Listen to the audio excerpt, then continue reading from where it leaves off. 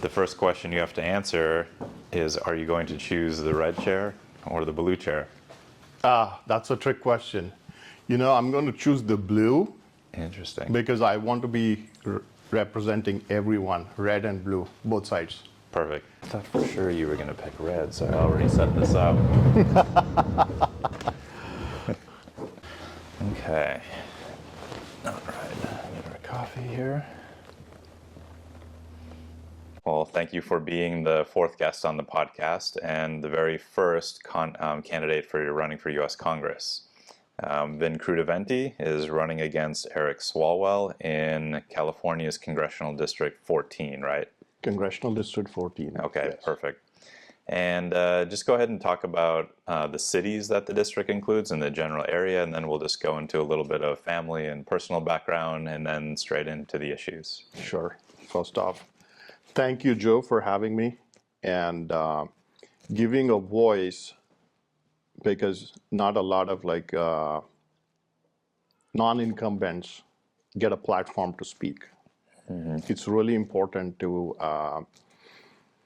get the word out, have everyone know who really are they're voting for or not, and then getting the word out, message out is really important. So thank you for doing this. Yeah, and that's why I'm doing it, because I saw that there was a huge information void. The public, for the most part, unless you're really involved and care a lot about politics, and a lot of people just don't have time to, they don't know who the candidates are running in their local districts at the state level, or even in your case, the federal level in the U.S. House districts. So I'm offering both candidates the platform to come here and give an interview so that people can see who you are as a person, what your background is, and then where you stand on the issues.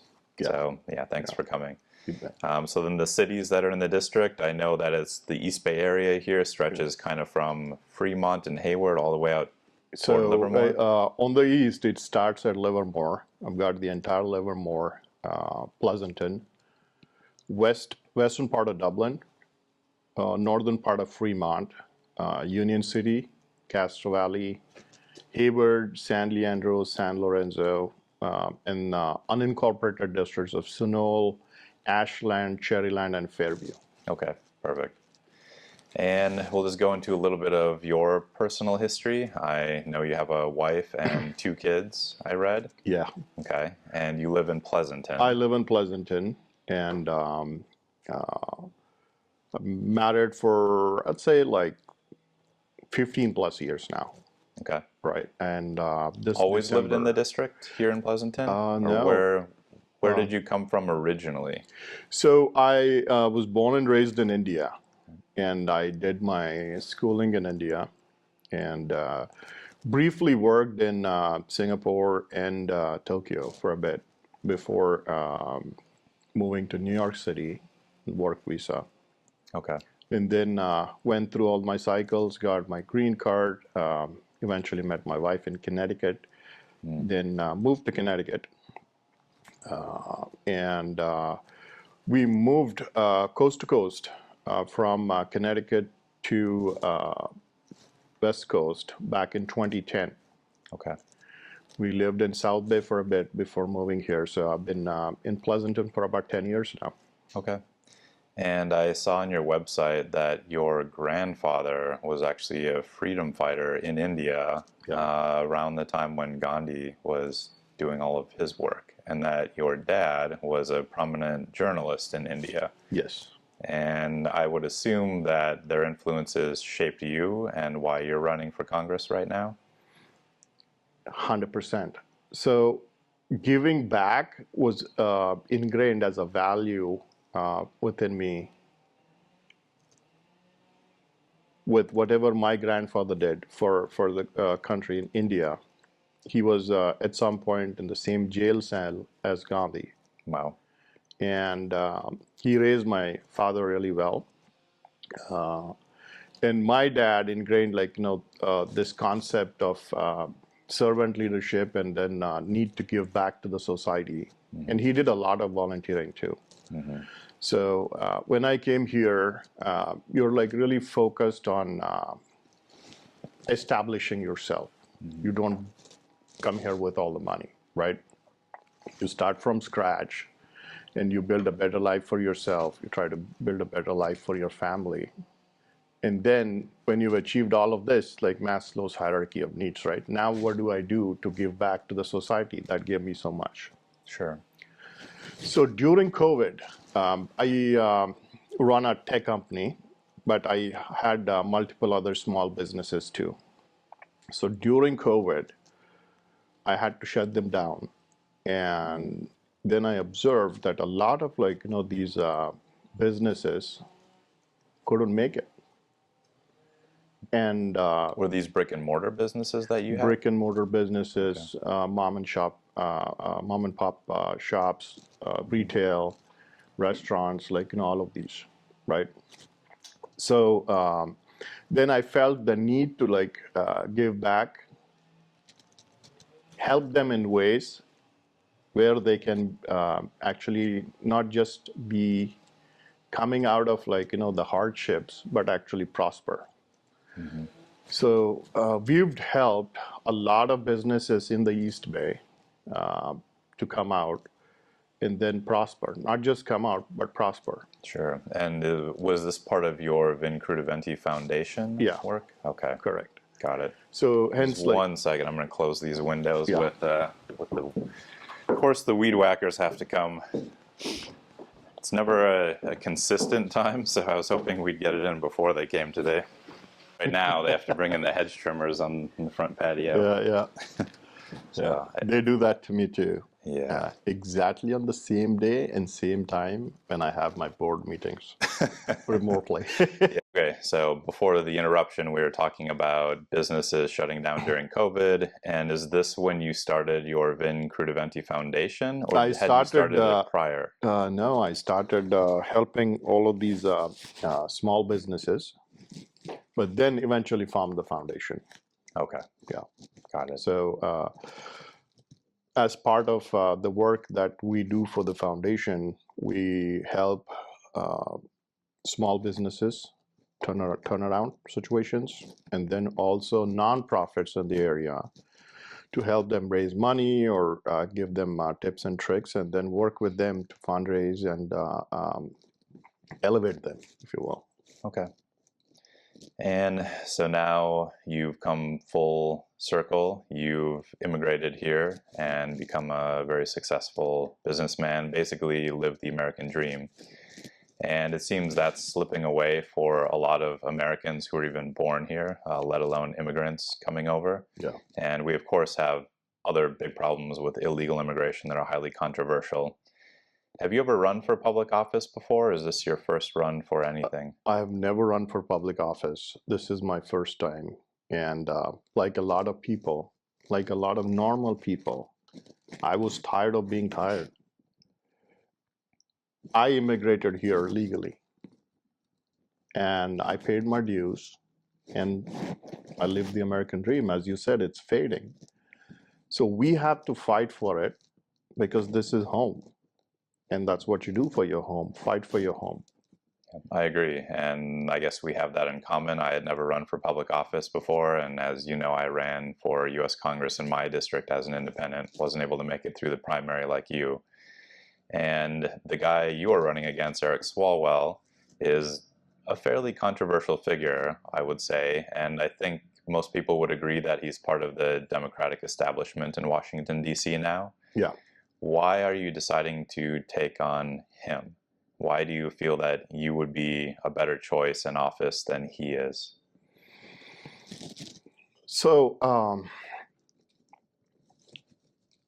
when your rep or elected rep doesn't even live in the district, but lives in DC and is fixated on DC politics, and there's a lot that can be done for the district, but all my opponent talks about is Trump, guns, and abortion.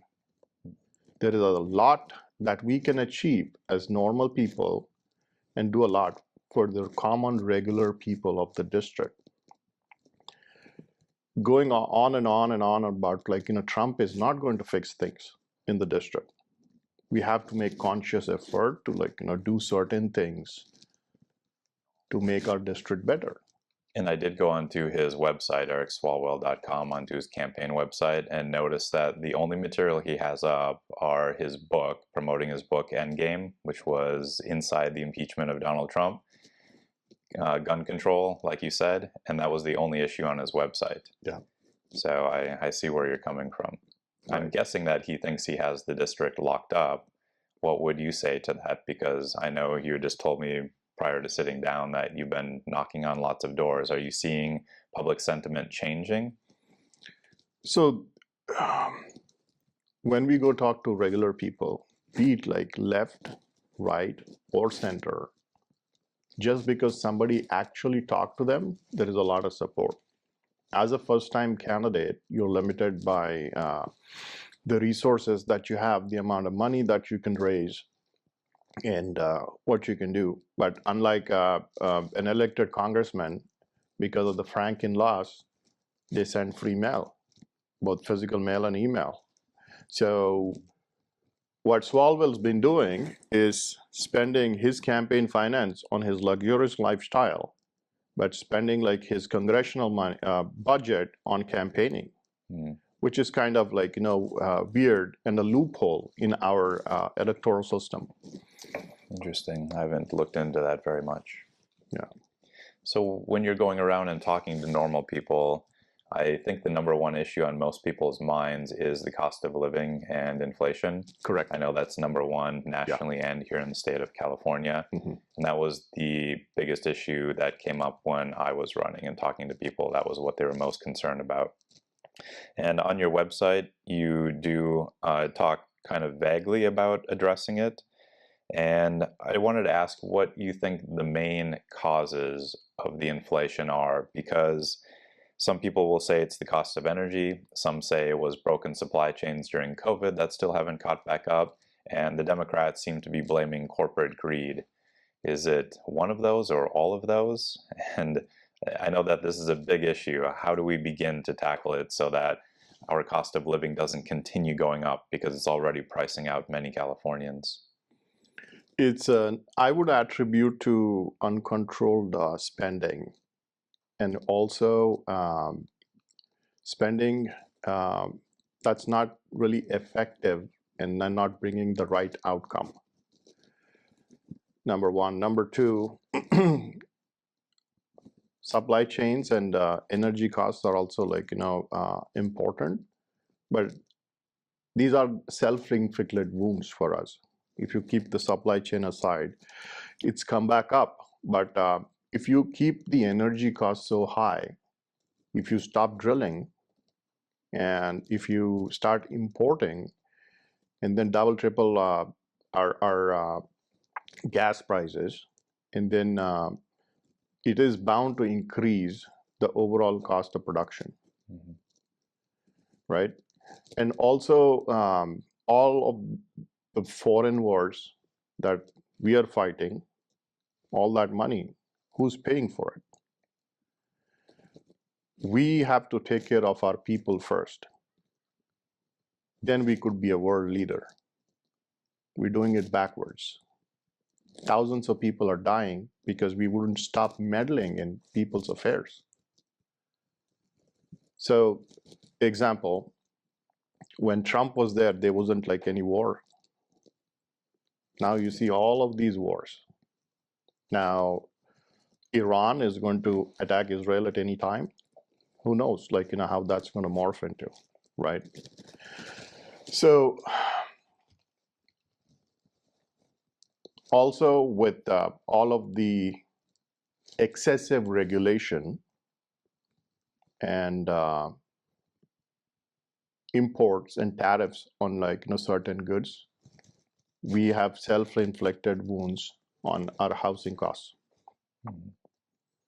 We've spent $22 billion trying to fix homelessness, but we don't know where that money went.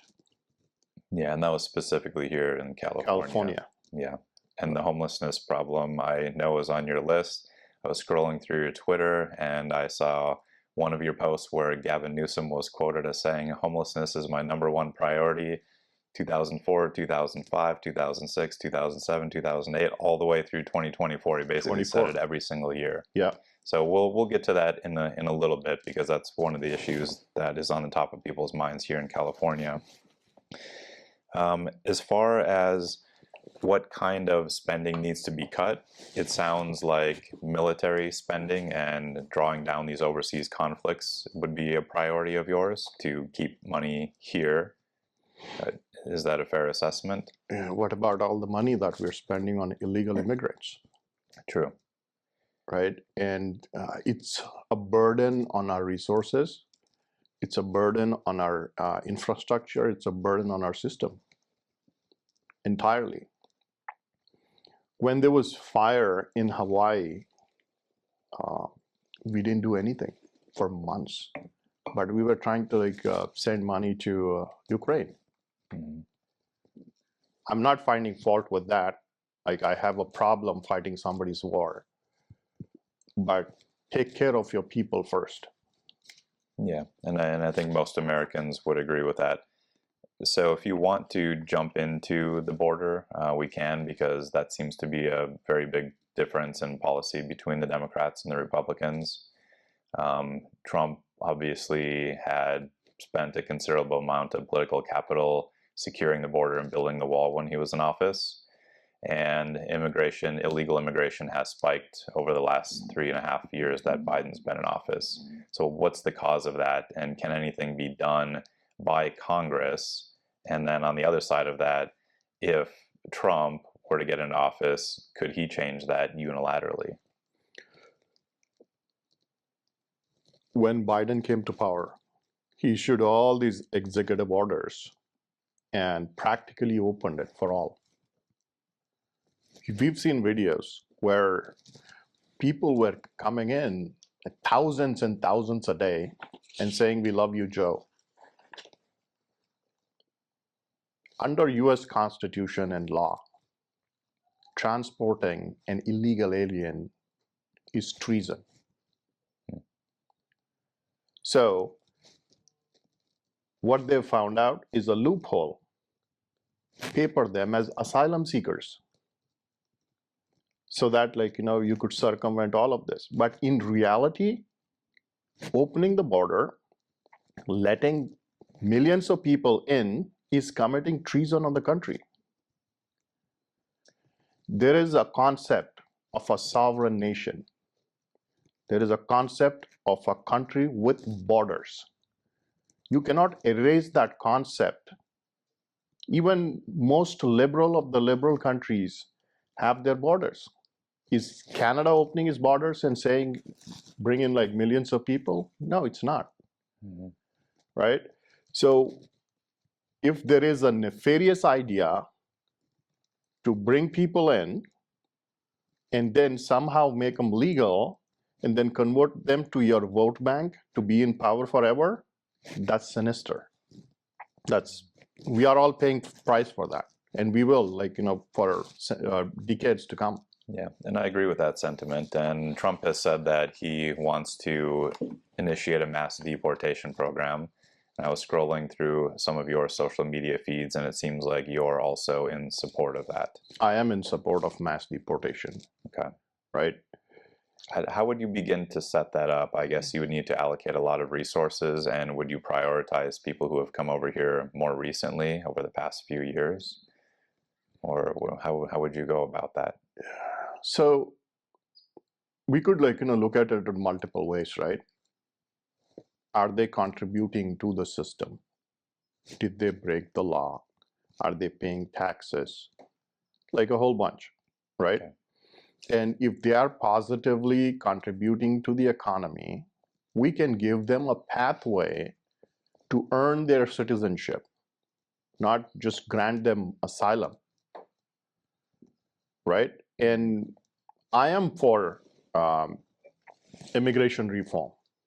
If we need certain farm workers, we could bring them on temporary visas, right? We don't have enough doctors and nurses. Can we look into that, right? When people are suffering. They're like trying to decide between going out for a movie, eating out, or like foregoing it altogether. It's a problem.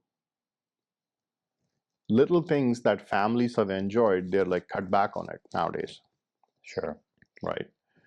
And we could apply a little thought and then make it all better. Example, when you spend right, it's idealistic to fix homelessness, but spend it right. To have a roof and 4 walls, it doesn't need to cost $832,000 to house one homeless per year in LA. Yeah, and you're referring to these kind of small mobile units that the cities or the counties are purchasing, right? That are exorbitant amounts of money, to say the least. Right. And so there is like corruption top down. You can see it. But why wouldn't like normal people like, really raise their voice and say, it's not a red or blue issue or a nonpartisan issue. Sure. This is fundamentally affects the entire population of the country. Is it okay if you steal some money from someone? No. But is it okay if you really spend in a way that is not effective, have no results to show for it, but tax people to death? That's stealing. That's legal government stealing. Sure. Right? And what about taxpayer rights? We have like no say in it. Yeah, all taxpayers they don't mind paying taxes as long as they see that it's going to programs and things that will benefit them. But when I was running, I did see that a lot of people were upset that our tax dollars are being wasted overseas and on illegal immigration problems like that problem not being fixed. So it sounds like you are for fortifying the border, mass deportation program, unless there are metrics put in place that can figure out if citizens are contributing, then possibly providing a path for them to citizenship over time. Right.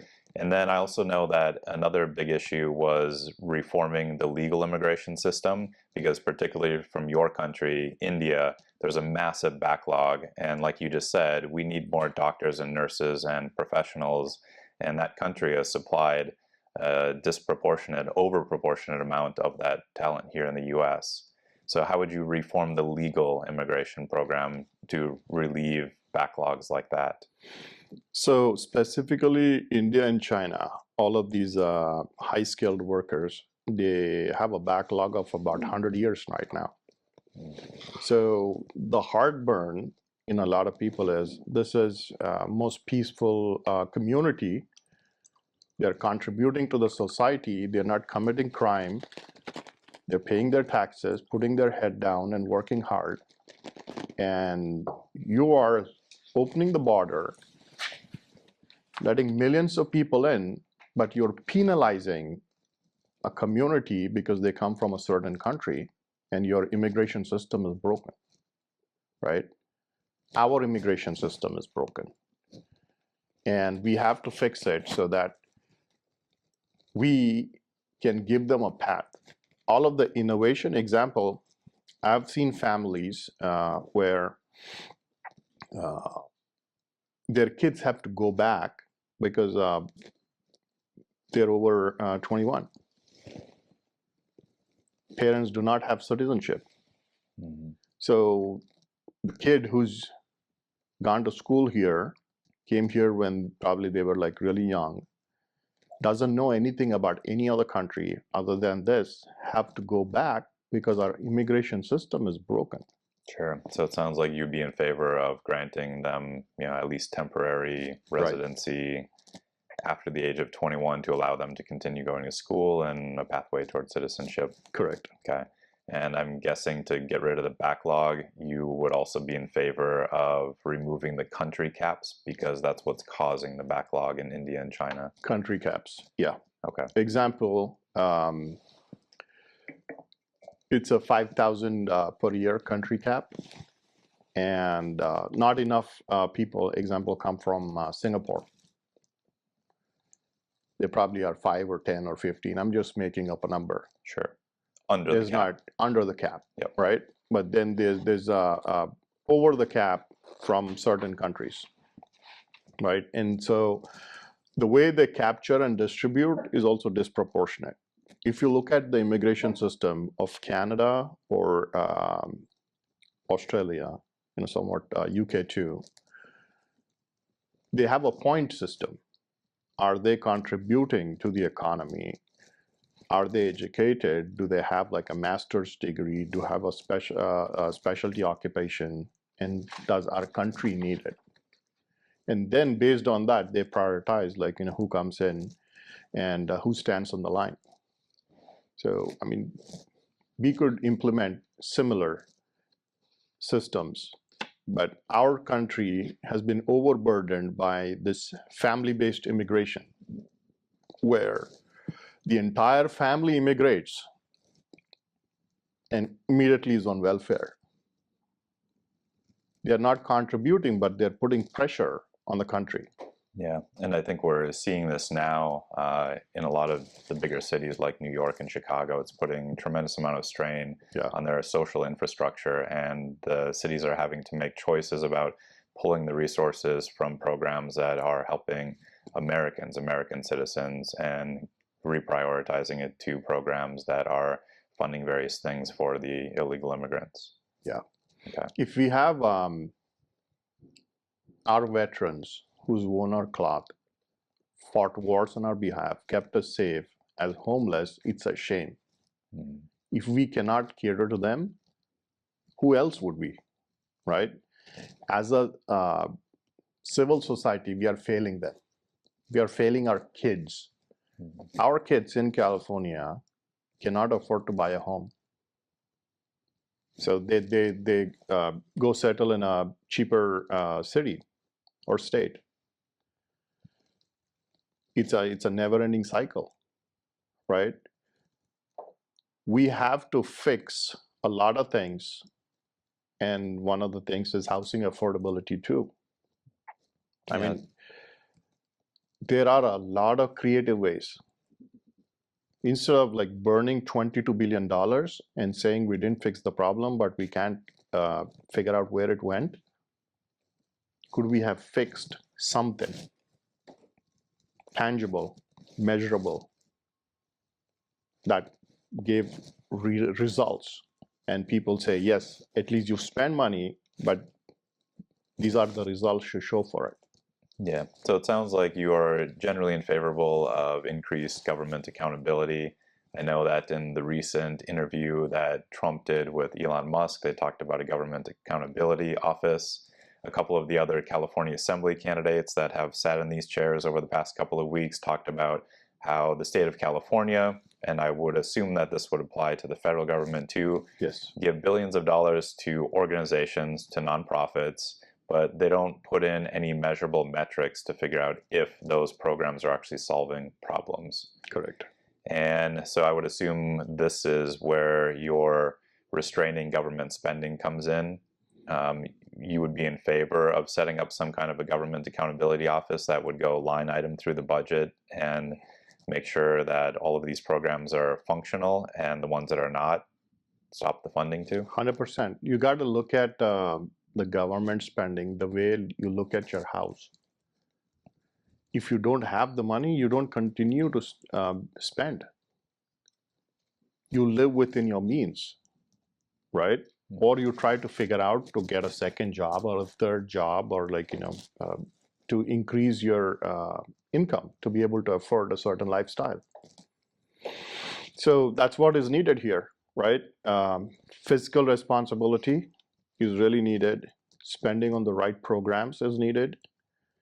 If we spend, example, on upskilling and cross-skilling our people, it could go a long way. There's not enough thought put into like how effectively we could spend, right? Mm-hmm.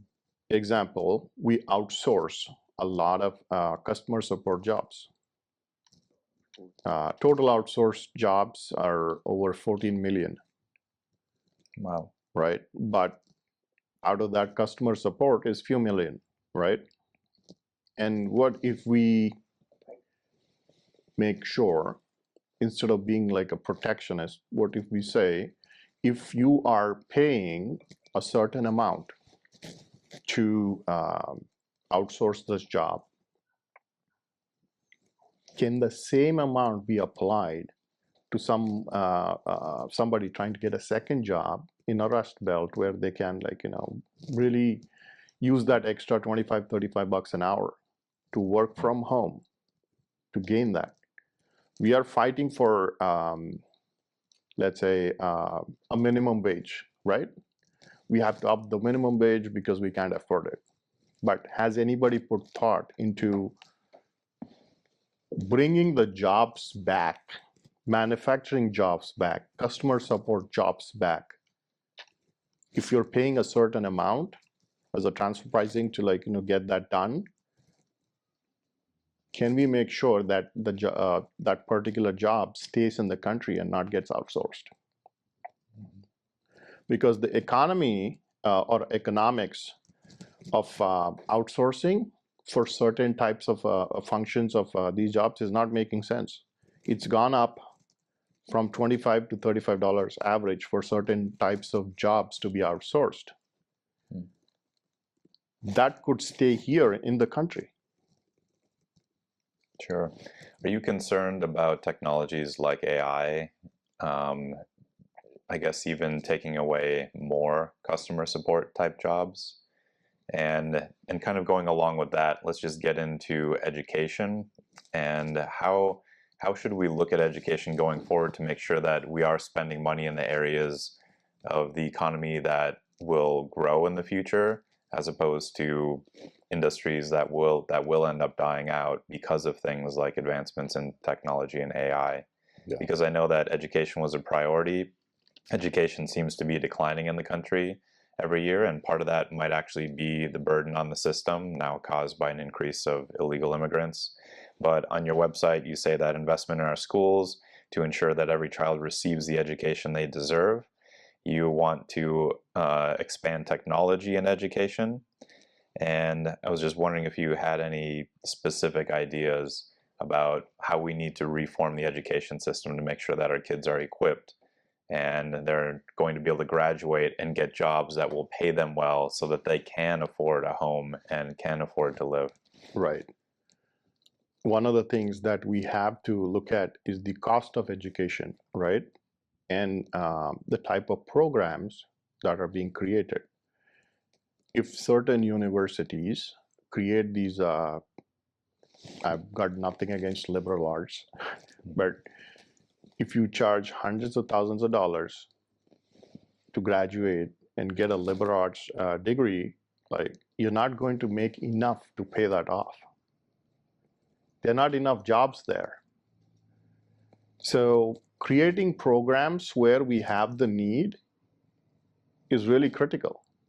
And having a control on how much they charge too, right? I mean, a liberal arts degree shouldn't, like, cost $100,000. So do you think the government should step in now, or should students and parents maybe? Accountability, right? Okay. If we let anybody run amok and create anything that they want without, like, oversight or accountability, that means you're letting them commit fraud. So we want minimal government involvement in our lives, but we do need safeguards against, like, dubious practices of these universities in creating these programs. Interesting. I would be curious to see how that would be implemented, because like many Americans, I don't like government regulating a lot of things, but in some cases it is necessary. But yeah, I feel like educational choice, the parents and the students should get a little bit smarter in determining whether or not a certain degree or type of education is going to pay off long term. Correct. I do think that there are areas of technology that are going to grow and that the United States should take advantage of them, like artificial intelligence and blockchain technology. Yeah. So I would definitely like to see colleges and universities increase their programs in those areas and perhaps decrease the programs in other areas. But yeah, and not everything needs to be a path to earn a bachelor's or a master's. It could be vocational training too. Somebody can make a decent living by being an electrician, mm-hmm.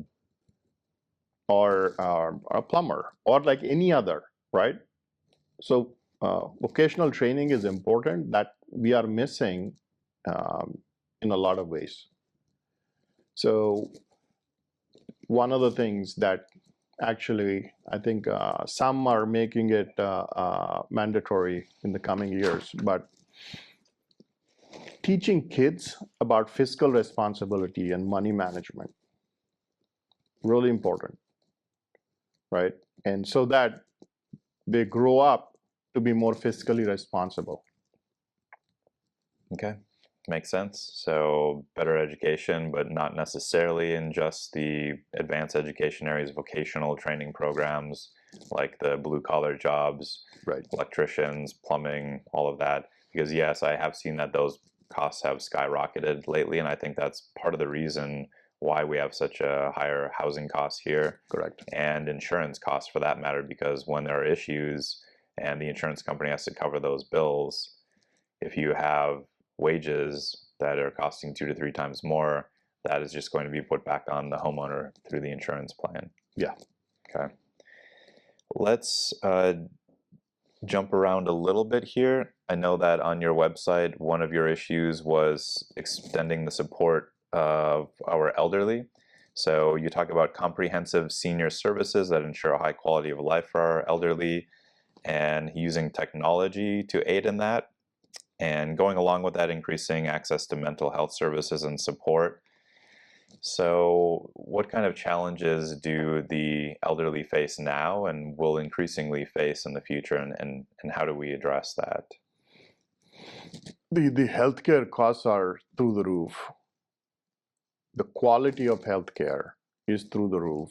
And also, income generation opportunities do not exist for elderly. They are able, and example, goes back to the same customer support concept. Can they, do a customer support job, from an elderly care facility? Why not, right? If they're able to, they should have access to those that pays them on par with a private sector job. Interesting. I haven't heard that from anyone. So people living in these senior communities, they should be given opportunities to do jobs like that if they want to. Yeah.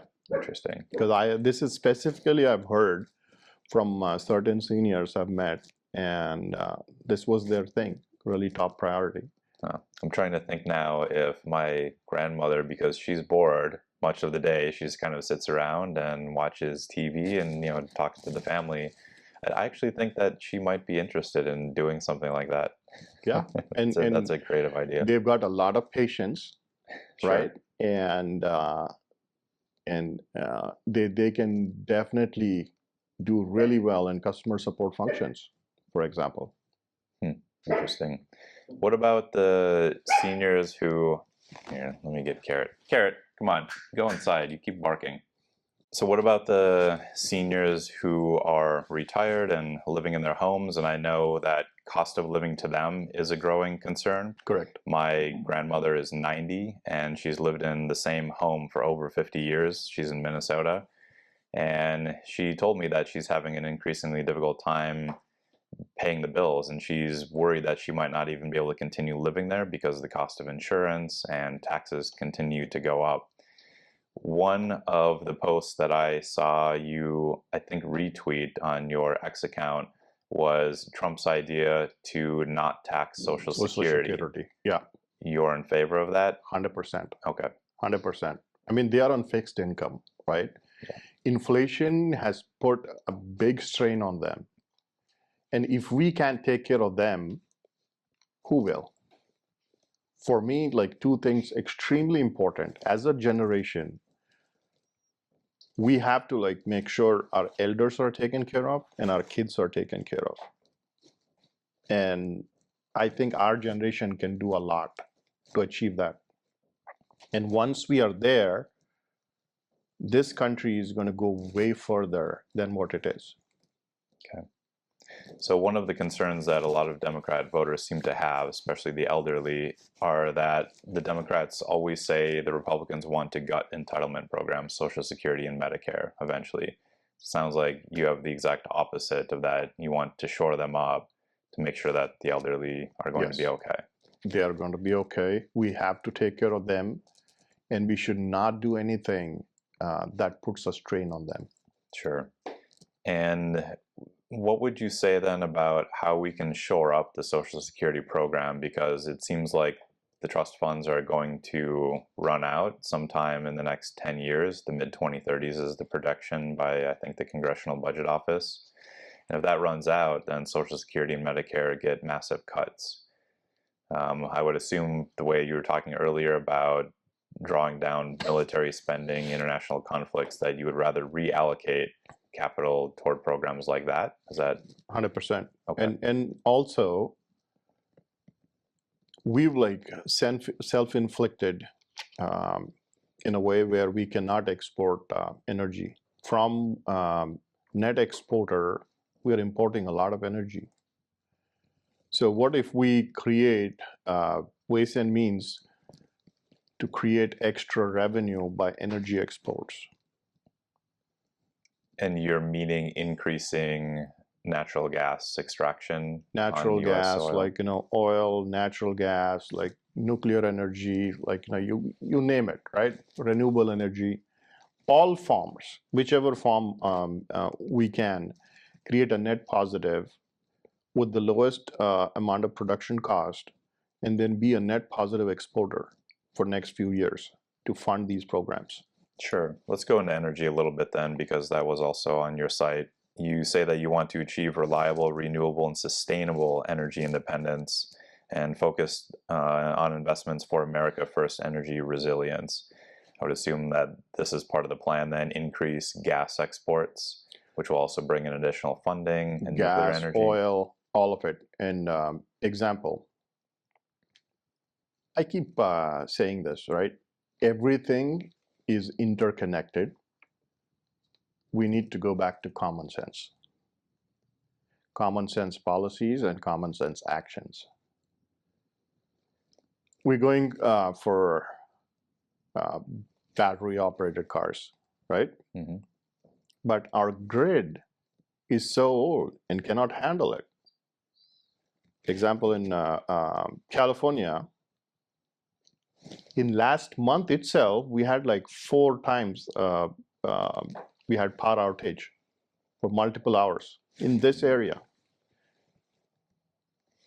In 3 months of summer, we've got about 10 or 12 of those,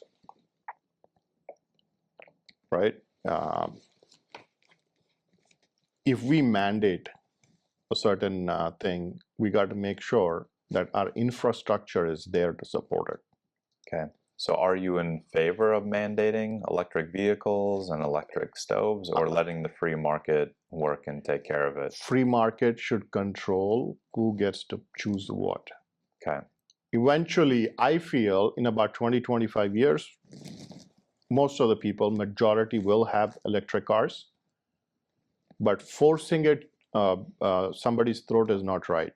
Sure. Well, and it sounds like we have a problem, because even if people want to adopt electric vehicles, I saw you drove up in a Tesla yourself. Yeah. That we don't have the infrastructure, the electrical grid to do it. Correct. So you would be in favor of investing heavily in that infrastructure to allow the private market to increase the use of EV. Yeah. Okay. And not just that, right? Choice. That's the most important thing, right? If you want to drive a gas-powered car or a truck, you should have that choice. If you want to drive a Cybertruck, you should have a choice. But our infrastructure should be able to support it, and market will create ways and means to support that, right? But if you mandate it and say, I'll cut everything off by a certain date, our infrastructure can't support it. Okay. And you were in favor of increasing the production of nuclear power plants here in the U.S.? Yes. Okay. Because I have read some information about the next generation nuclear reactors are much smaller, much more efficient, much safer. Yeah. And I also read an article the other day that China was in the process, they have a plan to build up to 150 nuclear power plants because that would be cheaper energy costs. Cheaper energy costs. Yeah. Okay. Got it. I will just jump right into a couple of other issues that you can't really segue into. The first one is Second Amendment. So gun rights, this is pretty controversial and is your opponent's top issue. Actually, that's the only issue that he has posted on his website right now is reducing gun violence, gun control, and he has 8 different bullet points of what he would do to make that happen, including eliminating or buying back semi-automatic rifles. So what are your thoughts on gun violence, keeping guns out of the hands of people who might be a danger to themselves or others, such as the Trump assassin, and curtailing gun violence in schools, which is one of Eric Swalwell's big issues? So I am for Second Amendment. Okay. I'm a constitutionalist. And nobody should have the right to take away what we are legally entitled to, number one. Number two, responsible gun ownership is necessary. We have our own certain laws to blame that could be fixed. Our privacy laws, HIPAA laws, somebody with like mental health issues. We've known certain people to have certain mental health issues, but still we ignore, we cannot like really take action. Okay, so it sounds like you'd be in favor of some red flag laws 100%, and that yeah. HIPAA is preventing the analysis of that information by our agencies that would be able to stop it. Correct. Okay. Right, and that is going to fix a lot of these school shootings. Also, common sense, right?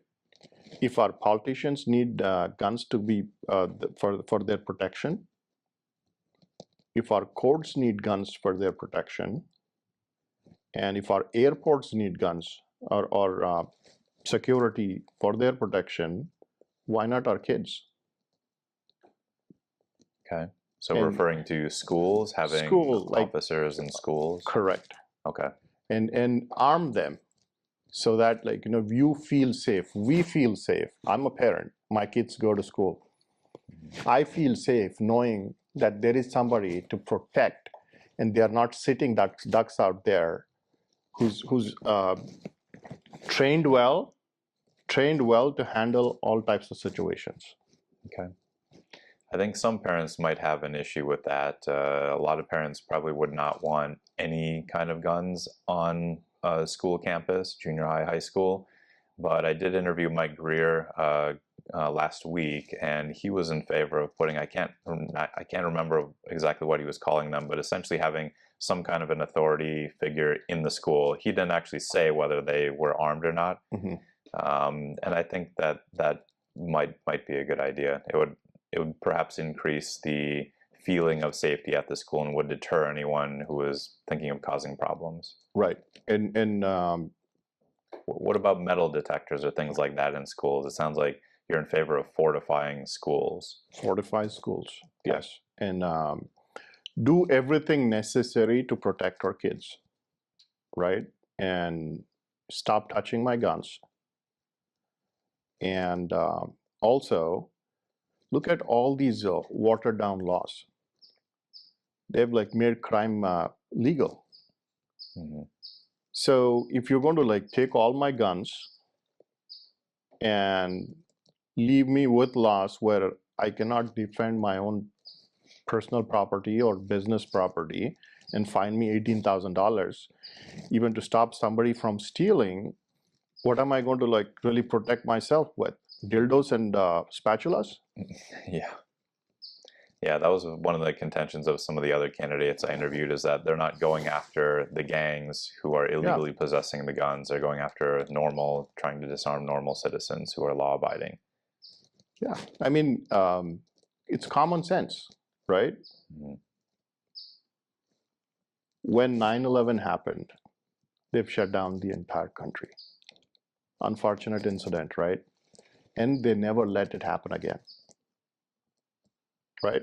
Sure. So now, because of illegal drugs, fentanyl, all of that, we have 110,000 a year dying. Mm-hmm. That's not important to them, right? Nobody wants to act on it, but they want to take guns. But like, if these crazies open the border and let all these gangs come in, people are dying.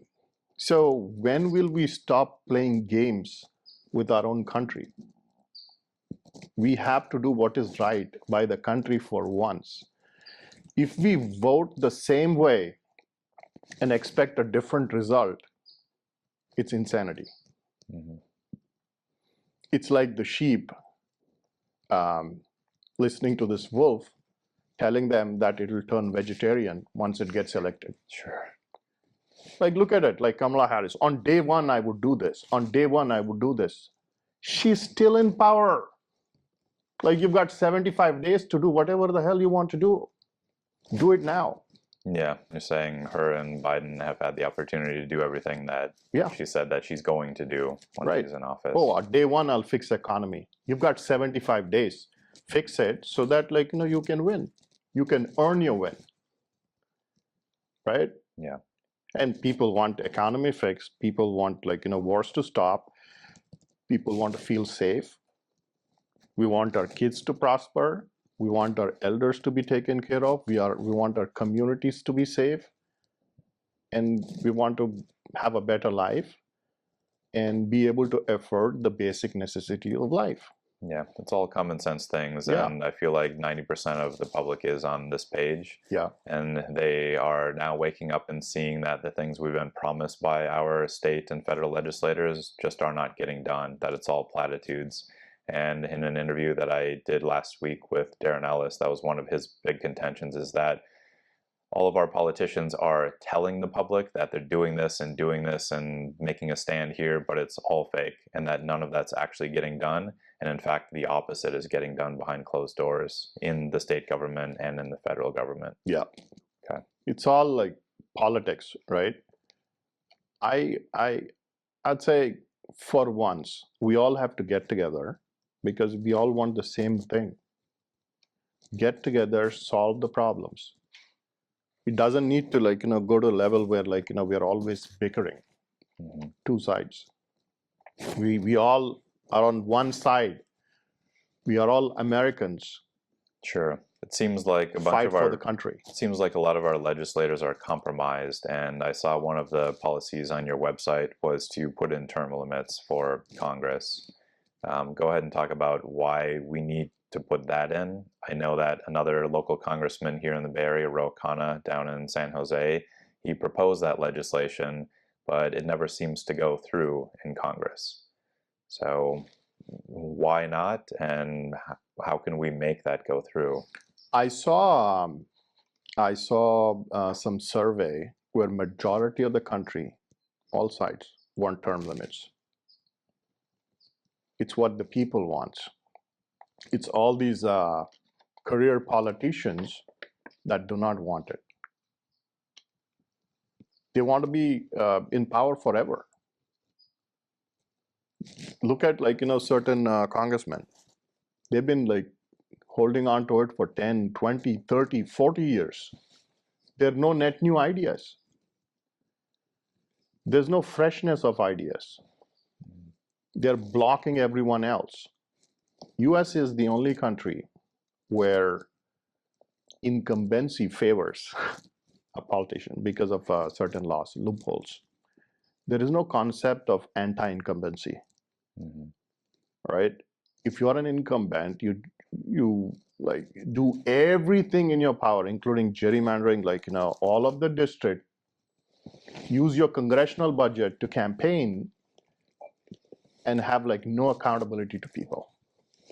Once you get elected, nobody can get you out. It's hard, right? Sure. So we got to fix that. We have to fix these crooked career politicians from profiting. What kind of term limits would you be in favor of putting in place? 8 years max. 8 years. Okay. For Congress, max. And anything beyond that is not going to help the country. Okay. What about for the Senate? Because they run on 6-year terms. So would you be a single term? 2 terms. Okay. Yeah. Fair enough. And I know when I was running, that was one of the issues that I brought up too. And I said 12 years for both. But yeah, because if you put 12-year term limits in place, I think it was something like 20% of the members get rotated out every cycle. Yeah. Which seems like a reasonable turnover and would at least do something to stop the revolving doors and the corruption that's happening. Yeah. Okay. Let's jump to an issue that I came across that I think is more personal to you and your heritage, which was, and is an international issue as well, which was the genocide of Hindus in Bangladesh. I know that there's lots of international conflicts going around in the world, but particularly this area, this community has lots of Indian population, and I don't know anything about the history of this area or what's happened in the past, but because this is an issue that's dear to you and to some of your community here in the district, just wanted to let you have the opportunity to talk about that. Thank you for bringing that up. It's really important. So when India got partitioned or got independence from the British in 1947, there were many countries created out of it, right? India, Pakistan, and there was West Pakistan and East Pakistan. There was no Bangladesh. So there were Bengali-speaking Muslims in East Pakistan, and West Pakistan predominantly had Punjabi-speaking population. West Pakistanis felt like they're far superior than the East Pakistanis, and they began to exert their control to the point where there was a genocide committed in 1971 that led to India intervening and creation of Bangladesh as a separate country. But leading up to it, 3 million Hindus got massacred. Wow. Right? There were large-scale violence, rape, murder committed. And there were 25%, I believe, of Bangladesh or East Pakistan was Hindu. Now it's like 8 or 9%. Pakistan too, like they were 25%. No, it probably could have been like a larger number in Bangladesh. But in Pakistan, 25% were Hindu at the time of partition. West Pakistan, they all got killed, or they had to flee the country. Now, less than 1.5% of their entire population is Hindu. And we're on the brink of another genocide that's happening. It is happening right now, okay. And the world doesn't seem to care, right? And all of the kids here are protesting for Palestine, and like thousands of lives lost. What about like thousands of lives lost there? Don't we have to care for that? So just in general, let's talk a little bit about your foreign policy positions then, because it sounds like you believe the U.S. government should intervene in situations like this. And I do know that in the past, when, for example, there was the mass killings going on in Iran, the U.S. government was very slow to react until the Persian population here in the United States took to the streets and were protesting, and then they took action. So just in general, where do you think U.S. foreign policy should be? Should we intervene in situations like this where there are injustices going on? Because it's not just Bangladesh, it's not just Iran, it's all over the planet. In Africa, lots of genocides and bad things happen there too. So what's your stance on U.S. intervention, both militarily and humanitarian? Let's talk about militarily first. I believe U.S. intervened in Bangladesh that led to the situation. There are enough indications that say it is U.S. intervention that led to the ouster of the democratically elected government in Bangladesh. And I know historically this is a contention that a lot of Americans have, which is that our government is doing things behind our backs and intervening in these democratically elected governments throughout the world. It sounds to me like you would pull back on the deep state, we'll call it, to make the term simple, from executing those kinds of operations overseas. That is really necessary, right? For not just for America, for mankind. They said Iraq had a bomb, and then they went and destroyed the country, killed thousands of people. Oops, there was no bomb, right?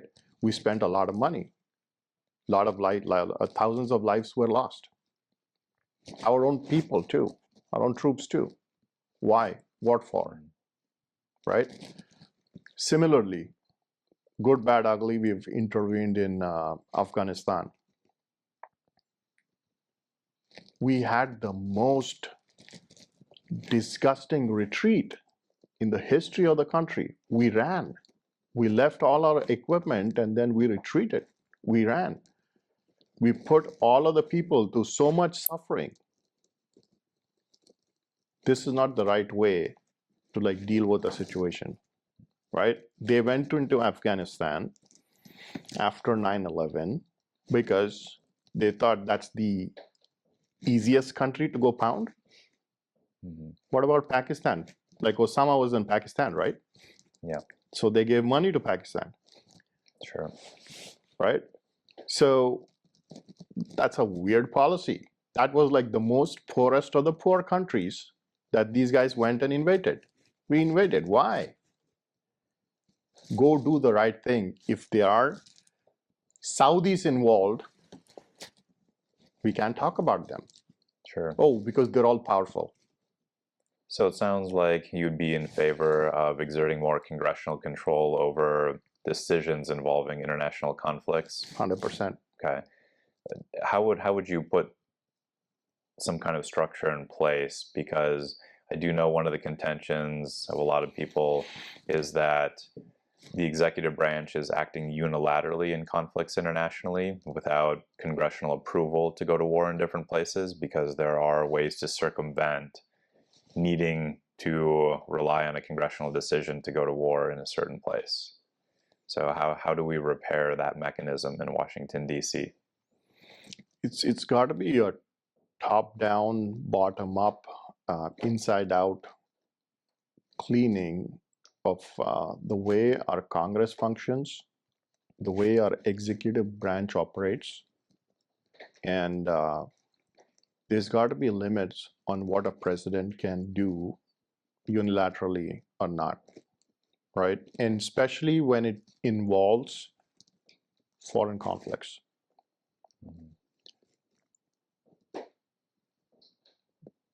The control over the button is one, but we have to invest in our capabilities to be stronger. No wars, increase your strength, be stronger, and prevent wars across the globe. So it sounds like you'd be in favor of using the power of the purse to restrict the ability of the executive branch to operate overseas without congressional approval. Yeah. Okay. Got it.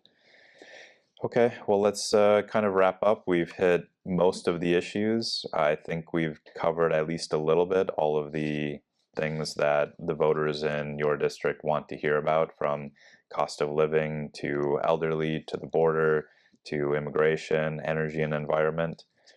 One last issue that we have not touched on, which is another hot button issue, but I always have to bring it up, abortion. I know there are a lot of conflict about this issue, so I just wanted to know your general position on it and if it would be a priority to change existing law in the United States if you were in DC. So Trump said it. I'm in the same shoes. The control should be with the state. Okay. And it should not be federal, number one. Number two, personally, if you ask me if I'm pro-life or pro-choice, I would say I'm pro-life, not because of religious reasons, like, Christians have their own reasons, Muslims have their own reasons, but the way I have seen growing up, if you take anything from Middle East through all the countries east, historically, if it was female, they would get an abortion. Yeah. Right? I'm a father of 2 daughters. A lot of people, even here, culturally, Middle East through all of the countries east of that, they do gender test. If it's a girl, still they are aborting. That is a moral issue that I cannot really get over with. And number two, there has to be a reason, right? Rape, incest, life of the mother, life of the baby, whatever, right? But the control is with the state, and mitigation and prevention is important than after the fact, right? Okay. So it sounds like you would not be in favor of creating any additional federal laws or creating a law that is either pro-life or pro-choice at the federal level and just leaving it at the state level. That's it. Okay. Yeah. Fair enough. Just wrapping up then, I know that historically your district, when a Democrat and a Republican run head-to-head in the general election, it's usually around a 65-35 or a 60-40 split. I think some public sentiment is changing and that things are moving a bit more to the right, but that's still a very large barrier to overcome, especially against someone as prominent as Eric Swalwell. So what would you say to the independent voters in your district and some moderate Democrats who you are going to have to pull over in order to get a win? What would you say to them as to why they should give you their vote instead of Eric Swalwell, who's been in there a long time and is very well connected? And I don't know if he's delivered for the district or not. I'll let you take that open-ended question. If you look at the way things are in the district, if you talk to majority of the people, they would say inflation is the number one issue, housing affordability is an issue, homelessness is an issue, crime is an issue, and they're not talking about abortion, they're not talking about guns, or they're not talking about Trump. It is the fear that has been created to say, oh, look, if Trump comes, you're going to suffer. Let's keep that aside. What have we actually done for the district? Why is there so much crime? They say it's federal, it's not a federal issue, it's a state issue. But there are a lot of federal funds that have been allocated to law and order. Sure. Right? California being the biggest recipient of these grants. Yeah, big block grants. Right. So most of it is spent on policing and then a little bit on corrections. Right. If you create laws where we handcuff our own officers from being able to do their job, how would we really be safe, right? If you want safe neighborhoods, if you want economic prosperity, if we want our kids to prosper, if we want our elders to be successful, we want our small businesses to be successful, it's really important to vote differently for once and then see what somebody else can do. We have about 16,000 odd small businesses that are creating about 166,000 jobs in our district, which is 43%, 43.5% of all of the jobs. Mm-hmm. This is the Silicon Valley, right? We have like big employers creating like, big jobs, but there are small employers, and then our payroll that's run through small businesses is 12.5 billion. What have we done for our small businesses here? In last 12 years, Swalwell has voted every single bill a no that was doing anything for the small business. He's the enemy of small businesses here.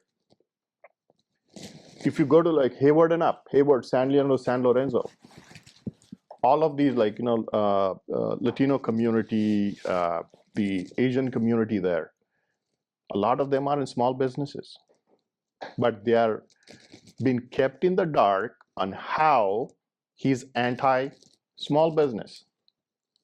He's focused on guns and DC politics. What has he done for small businesses?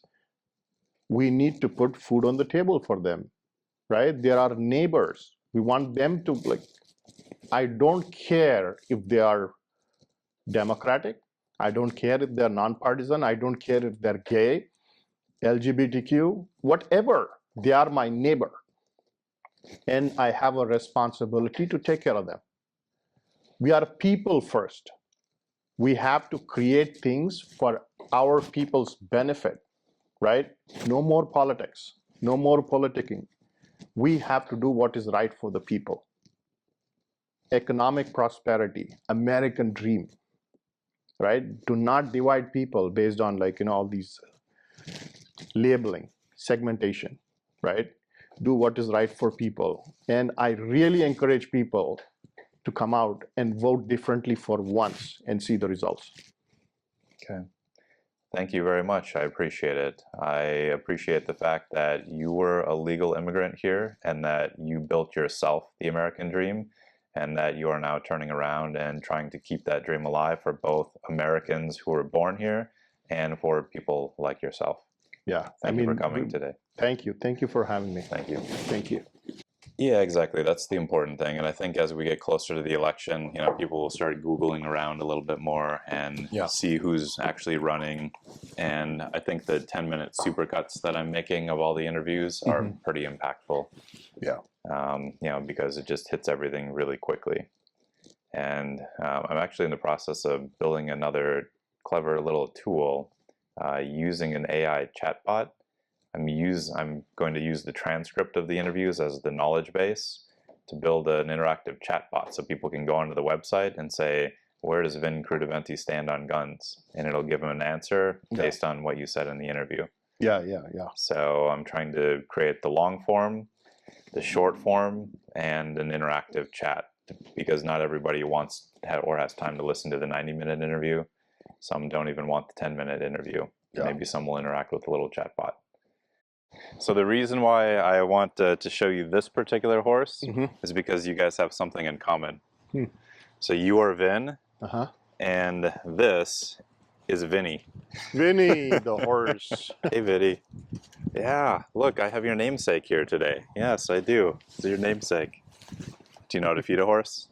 No. So flat palm. This is like a little oat treat thing. So we'll make sure that this is on the video. Your daughters, I'm sure, will appreciate you feeding Vinny. So here's Vin feeding Vinny. Yeah. My namesake. He's the most spoiled horse here. He gets treats all the time, especially when my daughter and her friends are here. They come over and feed him and some of the other horses close by. And probably in a second, he'll kick the fence because he wants more. Yeah, he's a... Oh, look at that. There you go. He's like, give me more. Bye, Vinny. Where's he going? Yeah, he's going bye-bye. Is he going bye-bye?